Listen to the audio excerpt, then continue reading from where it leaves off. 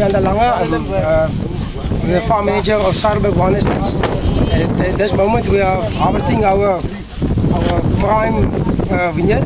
It's Pinotage, and it's 22 years old. We get about 6.5–7 tons per hectare. On this block we harvest about 40 tons. It's 6.5 hectares. This is the top block on the farm for making the Pinotage wine. If you go to the bunch, you will see this nicely black and totally colored. Abraham and Jan is busy taking out all the leaves.